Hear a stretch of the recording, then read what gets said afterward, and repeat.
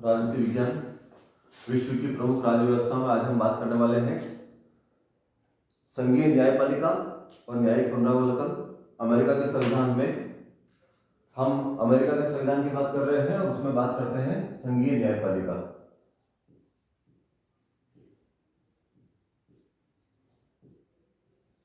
America का संविधान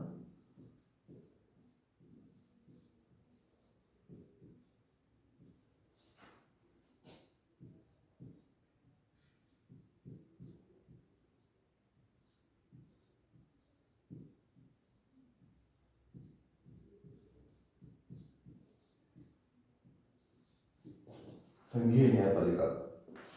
जैसा भारत में एक सर्वोच्च न्यायालय है, अमेरिका में भी सर्वोच्च न्यायालय है। अमेरिका में संविधान सर्वोच्च है और न्यायपालिका उसकी व्याख्या करने का अधिकार रखता है। भारत में भी सर्वोच्च न्यायालय संविधान की व्याख्या करता है। तो अमेरिका में न्यायपालिका का गठन किस प्रकार से है और न्यायिक पुनरावलोकन जो शब्द हम सुनते हैं वो क्या है, उसके बारे में आज हम बात करने वाले हैं। न्यायपालिका की विशेष स्थिति। अमेरिका में न्यायपालिका विशेष महत्व रखती है। जैसा कि हमने बताया है, अमेरिका एक संघीय व्यवस्था है और संघीय व्यवस्था में केंद्र और राज्य अलग अलग होते हैं। उनके मध्य कई प्रकार के विवाद होने की संभावना रहती है। तो संविधान की व्याख्या की अक्सर आवश्यकता पड़ती है और सर्वोच्च न्यायालय वो भूमिका निभाता है। संघीय न्यायपालिका का गठन। अमेरिका में व्यवस्थापक न्यायालय और संवैधानिक न्यायालय और जिला न्यायालय, तीन प्रकार से न्यायालयों का चरण है। व्यवस्थापक न्यायालय वे न्यायालय हैं जिनकी स्थापना संविधान की 3री धारा के अधीन नहीं वरन कांग्रेस के द्वारा विधायी शक्ति के अंतर्गत की गई है।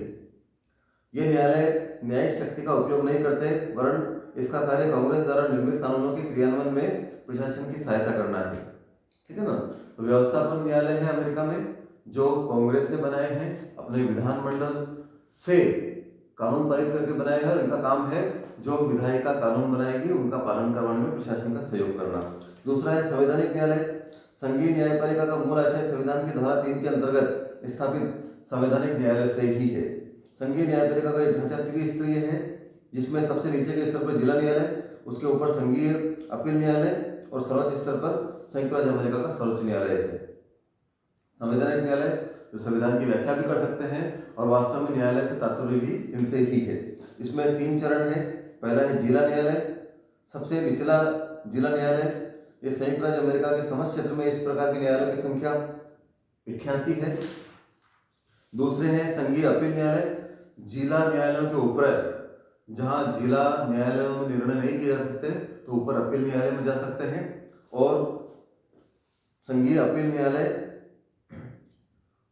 चलते हुए भी होते हैं। इन न्यायालयों के द्वारा अलग अलग क्षेत्रों का दौरा करते हुए अपना कार्य किया जाता है, इसी कारण इन्हें दौरा करने वाले न्यायालय भी कहा जाता है। ये जिला न्यायालय और अमेरिका के सर्वोच्च न्यायालय के बीच स्थित है। इन न्यायालयों की कुल संख्या 11 है। इनमें से अलग अलग क्षेत्रों में अलग अलग का विभाजन किया गया है। और अब हम बात करते हैं सर्वोच्च न्यायालय की। जो हम पढ़ने वाले हैं विशेष रूप से वो अमेरिका के सर्वोच्च न्यायालय के बारे में ही पढ़ेंगे। अभी तक की बात हमने जानकारी के तौर पर करी अमेरिका का सर्वोच्च न्यायालय।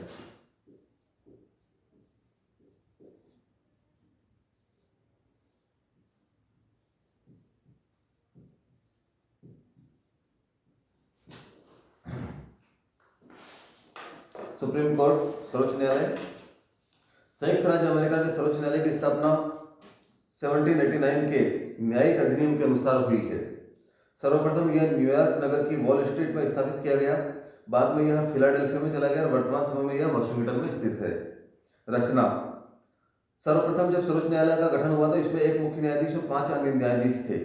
वर्तमान समय में सर्वोच्च न्यायालय में एक मुख्य न्यायाधीश तथा 8 अन्य न्यायाधीश हैं। नियुक्ति। न्यायाधीशों की नियुक्ति राष्ट्रपति द्वारा सीनेट की सहमति से की जाती है। संविधान में सर्वोच्च न्यायालय के न्यायाधीश पद के लिए कोई योग्यता निर्धारित नहीं की गई। इसके लिए राष्ट्रपति किसी भी ऐसे व्यक्ति को इस महान पद पर नियुक्त कर सकता है जिसके नाम पर सीनेट की स्वीकृति प्राप्त हो। सामान्यतः इस पद के लिए राष्ट्रपति द्वारा प्रस्तावित नाम को सीनेट स्वीकार कर लेते हैं, परंतु कभी कभी सीनेट किसी विशेष व्यक्ति की इस पद पर नियुक्ति को अस्वीकार भी कर देते हैं। ऐसे उदाहरण भी रहे हैं इतिहास में, किंतु सामान्य तौर पर राष्ट्रपति जिस नाम को प्रस्तावित करते हैं सीनेट उनको समर्थन दे देती है। वेतन तथा पदावधि। सर्वोच्च न्यायालय के न्यायाधीशों का वेतन कांग्रेस द्वारा निर्धारित किया जाता है और न्यायाधीशों की पदावधि में इस वेतन में वृद्धि तो की जा सकती है किंतु कमी नहीं की जा सकती। न्यायाधीशों का पद आजीवन है, विशेष ध्यान रखने वाला है। जहां भारत में एक निश्चित उम्र तक ही सर्वोच्च न्यायालय के न्यायाधीश अपने पद पर रहेंगे, वहीं अमेरिका में न्यायाधीश आजीवन अपने पद पर रहते हैं। जब उनकी मृत्यु हो जाए तो ही वो उस पद से हटते हैं, अथवा अस्वस्थता के आधार पर खुद पद छोड़ दें तो बात अलग है। न्यायाधीशों का पद आजीवन है और सदाचार पर्यंत, यानी जब तक कोई उनके ऊपर गंभीर आरोप न लगे तब तक भी वो पद पर बने रहेंगे। स्वेच्छा से पद वो त्याग सकते हैं।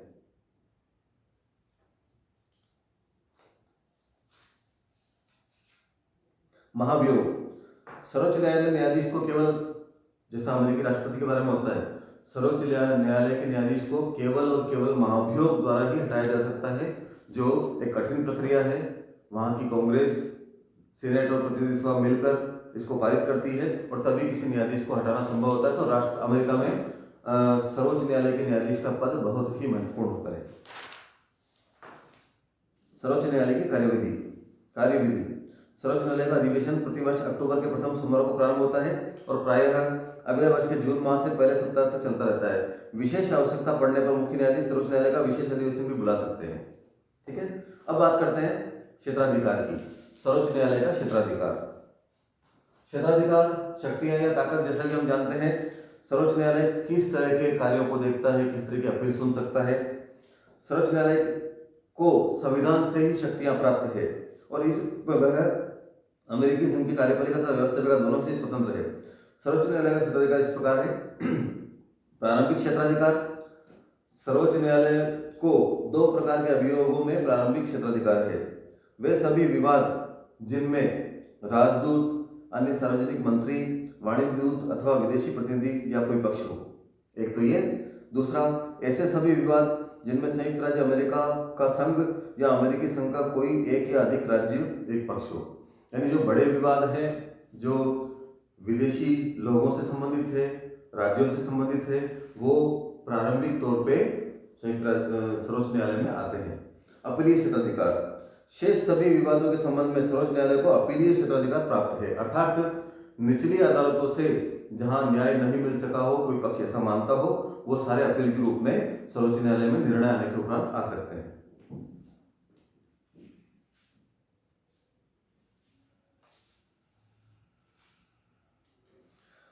अब बात करते हैं न्यायिक पुनर्विलोकन की, जो महत्वपूर्ण है।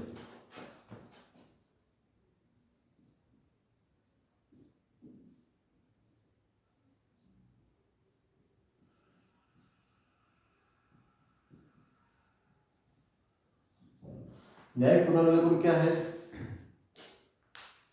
किसी भी प्रकार का कानून जो कांग्रेस ने बनाया है, वहां की व्यवस्थापिका ने बनाया है, सर्वोच्च न्यायालय उसका पुनः अवलोकन कर सकता है संविधान के आधार पर। और एक विशेष शब्द और इसमें जोड़ा गया है, कानून की उचित प्रक्रिया के आधार पर, यानी पुनः अवलोकन करने का अधिकार न्यायिक पुनर्विलोकन कहलाता है। जैसा कि ब्राइस कहते हैं, संयुक्त राज्य अमेरिका सरकार की किसी और विशेषता ने यूरोपीय जगत में इतनी अधिक जिज्ञासा जागृत नहीं की, इतनी अधिक चर्चा पैदा नहीं की, जितनी की सर्वोच्च न्यायालय के उन कर्तव्यों और कार्यों ने की है जो वह संविधान की रक्षा करते हुए करता है। न्यायिक पुनर्विलोकन का अधिकार भी सर्वोच्च न्यायालय को इसलिए दिया कि वो संविधान की रक्षा कर सके। संविधान निर्माता ये मानते थे कि भविष्य में सरकारें या कोई व्यक्ति अपनी इच्छा अनुसार कभी भी संविधान को तोड़ने, मरोड़ने और लोकतंत्र को आघात पहुंचाने का कार्य कर सकते हैं, तो सर्वोच्च न्यायालय वहां इसकी रक्षा करेगा। ऐसा मानते हुए सर्वोच्च न्यायालय को न्यायिक पुनर्विलोकन का अधिकार दिया कि कोई ऐसा कानून नहीं बन जाए बहुमत के द्वारा या बहुमत का लाभ उठाते हुए जो संविधान की मूल आत्मा को ही खत्म कर दे। तो संविधान की रक्षा के लिए न्यायिक पुनर्विलोकन की शक्ति न्यायपालिका को दी गई है। इसका अर्थ बताते हुए कॉर्बिन ने कहा है, न्यायिक पुनर्विलोकन का तात्पर्य न्यायालयों की उस शक्ति से है जो उन्हें अपने न्याय क्षेत्र के अंतर्गत लागू होने वाले न्यायपालिका के कानूनों की वैधानिकता का निर्णय लेने के संबंध में तथा उन कानूनों को लागू करने से इनकार करने के संबंध में प्राप्त है जिन्हें वह अवैध और इसलिए व्यर्थ समझ सके। अमेरिकी जनता संविधान के अधीन अवश्य रखती है, परंतु संविधान वही है जो न्यायाधीश कहते हैं, अर्थात सर्वोच्च न्यायालय इस शक्ति के कारण अत्यंत ताकतवर है।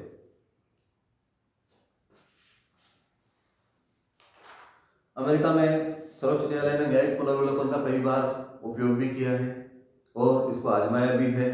अब हम बात करते हैं न्यायिक पुनर्विलोकन की आलोचना। भले ही सर्वोच्च न्यायालय को ये शक्ति संविधान द्वारा दी गई हो, किंतु कुछ तर्क ऐसे बनते हैं जिससे यहाँ पे चुने हुए जनप्रतिनिधियों की अपेक्षा न्यायपालिका को अधिक मजबूती देने के कारण इसकी आलोचना की जा सकती है। आलोचना के मुख्य बिंदु इस प्रकार है।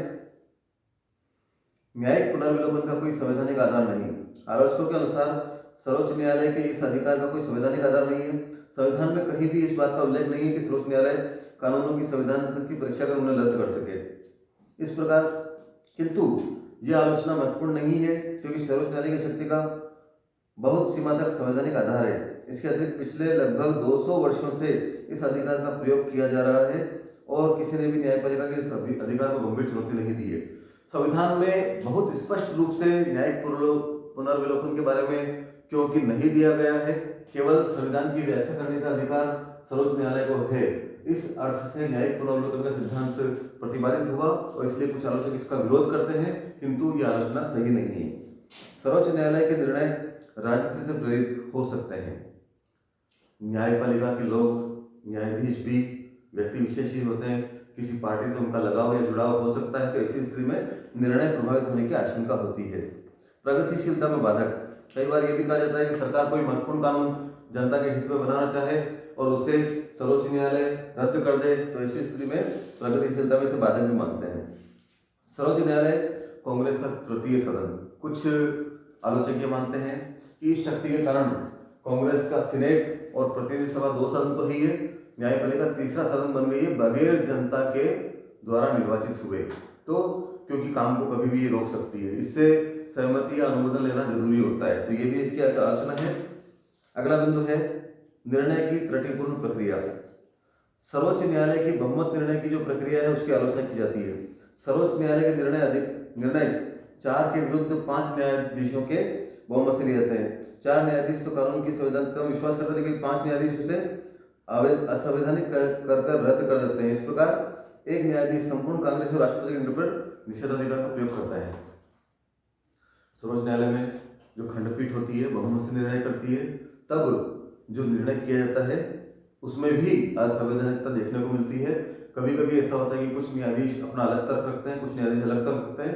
ऐसी स्थिति में केवल कुछ व्यक्ति, कभी कभी तो केवल एक व्यक्ति भी पूरे निर्णय को पूरे राष्ट्र के लिए बनने वाले किसी अच्छे कानून को रद्द कर सकता है। सामाजिक व आर्थिक जीवन में अस्थिरता। सर्वोच्च न्यायालय की शक्ति सामाजिक और आर्थिक जीवन में बड़ी अस्थिरता उत्पन्न करने में कारण होती है। कई बार ऐसा होता है कांग्रेस का एक कानून काफी लंबे समय तक प्रयोग में आता रहता है और लोग उसके अनुसार अपना कार्य करते रहते हैं, लेकिन फिर एक दिन सर्वोच्च न्यायालय उसे अवैध घोषित कर देता है। कभी कभी सर्वोच्च न्यायालय उसे बाद में भी अवैध घोषित कर देता है, तो ऐसी स्थिति में सामाजिक और आर्थिक जीवन में अस्थिरता उत्पन्न हो जाती है। विधानमंडलों के उत्तरदायित्व का ह्रास। विधानमंडल ये मानते हैं कि जनता के प्रति उत्तरदायी तो हम हैं, ऐसे में हमारे द्वारा बनाए गए कानून जनता को सही लगेंगे तो हमें फिर चुनेंगे, नहीं लगेंगे तो नहीं चुनेंगे। किंतु न्यायपालिका इसमें अनावश्यक गतिरोध उत्पन्न कर सकती है, कहीं भी उनको रोक सकती है, तो ये व्यवस्था लोकतंत्र के हिसाब से अनुचित प्रतीत होती है। अब हम बात करेंगे न्यायिक पुनर्विलोकन के महत्व की। कुछ बिंदुओं में न्यायिक पुनर्विलोकन का अपने आप में फायदा भी है, संविधान की रक्षा करता है। सीमित शासन की कल्पना को साकार करना, कभी भी शासन निरंकुश नहीं हो सके, उस पर सीमाएं रहे, अनावश्यक अनर्गल कानून नहीं बना सके। संघात्मक व्यवस्था की रक्षा, संघीय व्यवस्था बनी रहेगी, विवादों का निस्तारण निष्पक्ष रूप से हो सकेगा। नागरिक अधिकार और स्वतंत्रता की रक्षा, संविधान के अनुसार जो नागरिक स्वतंत्रताएं संविधान निर्माताओं ने चाही थी वो बनी रहेगी। संविधान को गतिशीलता प्रदान करना, संविधान में आने वाले समय में जो परिवर्तन हो सकते हैं उनकी व्याख्या न्यायालय द्वारा उस हिसाब से की जाती है। तो संयुक्त राष्ट्र अमेरिका में न्यायपालिका को जो न्यायिक पुनर्विलोकन का सिद्धांत दिया गया है वो काफी हद तक, क्योंकि अमेरिका में संघीय व्यवस्था को अपनाया गया है और संविधान सर्वोच्च है, संविधान की रक्षा करना अत्यंत आवश्यक है संघ को बनाए रखने के लिए, इसलिए उचित है। धन्यवाद।